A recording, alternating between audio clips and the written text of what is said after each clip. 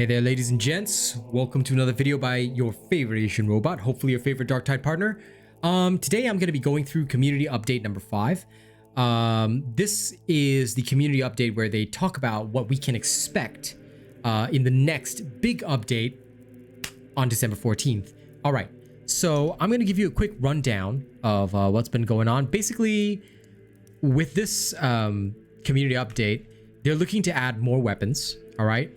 Namely the Power Maul. I think that's the Ogren weapon, and the Indignatus Mark IV E Crusher. Again, not sure whose weapon that is, but that sounds fucking badass.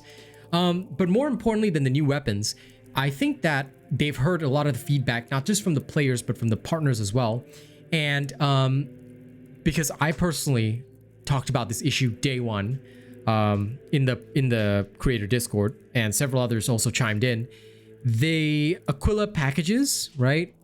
2100 doesn't exactly work. So they're working on adding a 2400 Aquila pack to the store, which will arrive on December 14th. All right.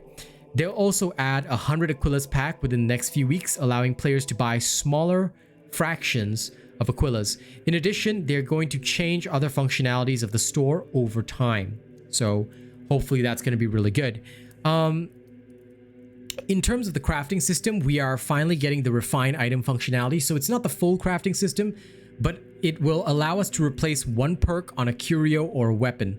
The same perk slot can be replaced multiple times, but it will block replacing other perks on the same item. This is the next step in building the crafting system. So if I recall, there was something similar here, but I'm not sure how or what it's going to cost. So that's going to be a thing. It would mean that when you get a weapon, what you're going to be looking at is whether or not it has a great base perk, and then you'll want to refine the other perk to mesh with that, basically. All right. So that's the crafting system. Private play and solo. All right. Starting on December 14th, they're going to allow parties of 2 players or more, all right, to play privately, which will actually prevent players who are not friends of a strike team member from hot joining the squad. All right. If the entire squad is disconnected and a player is left alone when the reservation time expires, the mission will become public. As for solo mode, they are currently working on it, but they're not happy with the state of it, so it's not getting released yet. All right. But at least we have some private play for those of you that just want to play with 2 friends and a bot. There you go. You can do that. Emotes. Many players have been asking us for interesting ways to interact with people. Now, listen. Many people have been going for rock and stone. We need a For the Emperor button, okay? You know, although there's no emote yet, they're certainly asking the team about it. But listen, give us the button. I want to press one button, and then my reject needs to go for the Emperor. Actually, it would be better if it says for rock and stone, but I guess we can't really do that. Okay, but that's coming. Now, progression siloing and shared auto dockets. Again, this is something that a lot of players have fed back to the team. And while I personally was not behind this idea because I feel that it's better to keep everything separate, players have been requesting shared progress across characters to ensure a smoother progression loop. The designers are taking this feedback seriously, and they're trying to discuss how to implement a solution to meet the player desires and gameplay goals. But they don't have any news on it yet, but they are thinking about it. What I will say, though, is that this is the only idea that I am not 100% behind. And I'm going to tell you why I'm not 100% behind the idea. The thing is, right, I don't understand why we need it.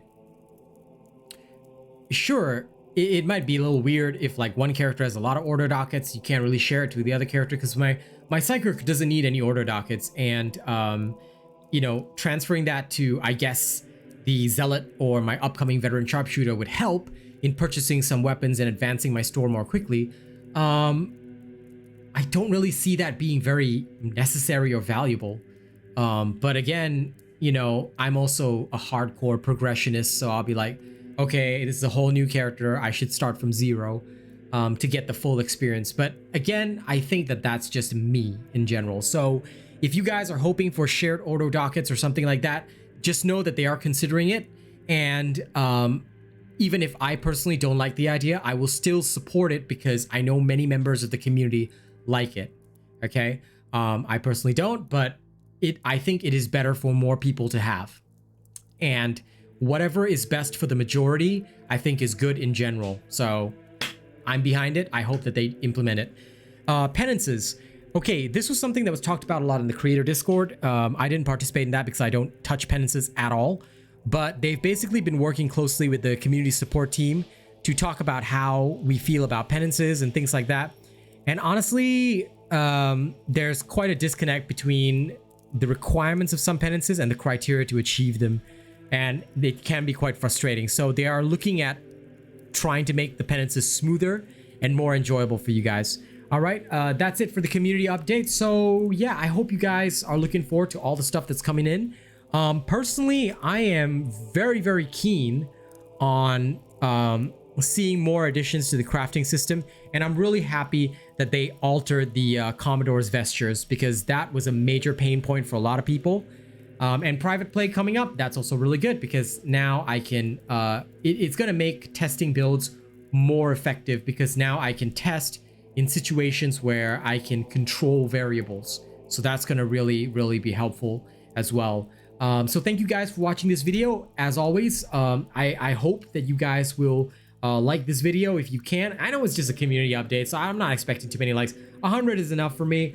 If you like my content, don't forget to share, subscribe, you know, all the usual YouTube stuff. And of course, before I go, allow me to thank all the community members, the channel members who make this and other videos possible. Here's my thank you to all of our lovely channel members. We've got quite a few new faces that are going to be thanked in every video from now on. So here we go. Starting right at the top tier, we have Death Dawning 982 at Plus Ultra. We've got Jerry Fast, Joshua Moritz, Rogue Assassin, Old Mr. Cream Puff, and Zach NFG. They're all prestige. Thank you guys so much.